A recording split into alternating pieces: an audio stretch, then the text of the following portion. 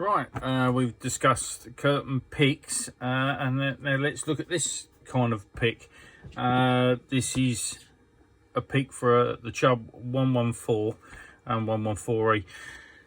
Probably one of the most common locks there are out there. There are tens of thousands of these things out there. They were massively popular all through the 50s, 60s, 70s, 80s, and even today I still fit quite a few myself. I take locks out of doors with lost keys that have been in there 30 years and work just as well as the day they were fitted, and I'll replace them for the same sort of thing. And this is just going to be one of the most common locks you're going to come across as a mortise lock. There are just so many of them, so it's not surprising eventually there was dedicated tools made to them. Now there's a couple of versions of this one which we're going to go through, and I know other companies do make tools from one particularly Safe Ventures. I don't have the Safe Ventures version. This is the version I have. So there are other options. This is the option I've got. So the idea of this was conceived by the infamous Terry Staddon, and Terry originally came up with the concept of picking these locks, as well as many other things, but this is just one he's well known for. And I have a couple of these actually. This is the original pick that he released back in the 80s, and what you've done, you basically opened it up, and inside you've got a set of pins, you've got some impressioning keys to take impressions, and then you've got like makeup keys. So this is one of the original versions, and you'd put the pins in here and make the keys up. So this is what he originally put together. Not that I'd ever use this. I just like this for the historical fact. I think it's brilliant, and it just shows you into the minds of people that invented these things. Such a very simple when you look at it, but ingenious at the same time. So most good ideas are like that. So yeah, so this is the original version that he did, and then eventually he teamed up with someone called Jeff Turner. And himself and Jeff then evolved the pick, and then once Terry was no longer with us, Jeff carried on evolving the pick and bringing it into what it is today. So this is the Staddon Turner 114 pick. Obviously, a lot of people know that I'm actually very good friends with Jeff, and this is one of the first things I physically bought when I started being involved with the MLA, and he gave me personal training on it. And now I've even done classes with him, showing how this pick works. This is a devastating pick to that, to that lock. It's well regarded as a very high quality tool, and every locksmith has got one of these, and if they don't have one, they should have one. If they don't have one of these, they'll have the Safe Ventures version, or both. A lot of people do carry both, but this pick will open any of those locks, and there is no need to drill them because this does the job. The presentation is brilliant. There's a lot of time. I mean, I've actually sat in the garden with Jeff and made these up with him, sitting in the garden, and even knowing me and knowing my skill sets, even when I've made these up with them, every single one that I put something together with, Jeff would inspect it personally. So because he's so used to doing them himself and inspecting every part of it himself, even when I sat in the garden, we were chatting one day and I'd give him a hand to put a few together, everything I touched, he double checked it. So it just shows you how proud he is of his tools that he sells, and the reason why they work so well. So inside the kit, there's various stuff as well. Even today, he's still making these. This is like a matrix that if you get a certain reading, he's still working on it even now to make it perfect.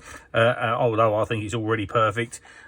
He's still working it now, making sure that everyone's got full knowledge of anything they come up against with the tool. So here's the physical tool itself.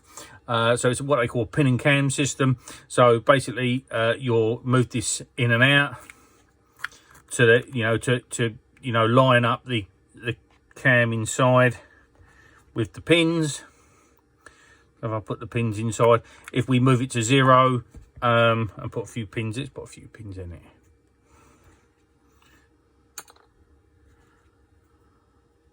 So if we put it to 0 and push all the pins down, you'll watch as I turn the cam, the pins raise up. You see that?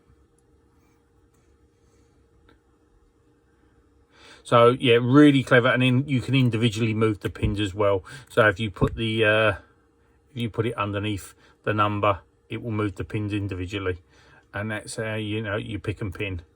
So very, very smart design. It gives you a little bit of tolerance as well, so when you do your readings. And how this one will physically work is you put a reader key. Now it comes with this reader key, and basically you have to move this left or right depending on what way you are working in the lock. And I believe Abbey Locks and Security have made a jig for this now for doing your plasticine mould, so you can drop this in their little jig. Put some I don't actually have one. I've not tested one yet, but I've seen the videos and I know it works very well. You drop this in their little mould thing, and it helps you set the plasticine. But what you need to do, you actually have to put a square of plasticine on the end of this key, and you'll put this in the lock. Read the levers. And when you take this out, the readings you get in the plasticine will determine what pins you're going to use from this tray in this pick. I don't actually use this at the minute. I'm using these original keys that they had. They're just cut down keys, and I quite like these. I'm believe it or not, when I'm picking locks, I'm very light-handed, but I seem to be heavy-handed with everything else, and I can put more pressure on it. Not that you need to, it's just bad habits. You can put a bit of pressure on these and take your reading out, but again, I should get myself one of these little jig things to do the plasticine read. And then you get this little key here, which is called a curtain breaker. Again, that's it's not part of the review of the what I'm doing. It's just to show you what an impressive product here is. There is no holes to pick in it.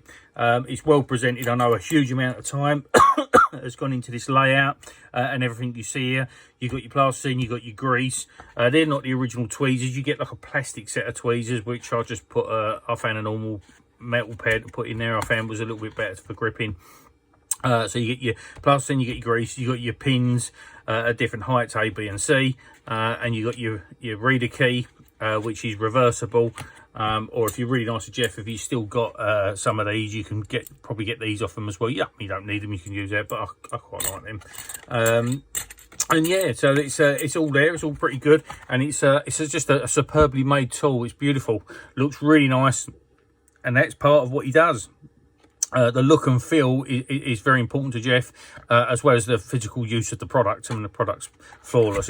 It can comfortably say this will open any Chubb 114 or 114E. There are variants it can open as well. There's a list of other locks you can go through, but that's its priority of what it's for. And there are videos out there showing you how to use it. So some good videos. I know Gavin's done one, and Paul's done one, and various other people have shown these. You can find them on YouTube and stuff. As I said before, I'm not here to demo it. I'm just here to discuss different parts of my toolkit, and this is a #1 part of my toolkit. Love it to bits. I think it's a really good tool. Highly recommended. If you don't have one, you must have one, and a lot of us already have it anyway. So hope it's helpful. Cheers.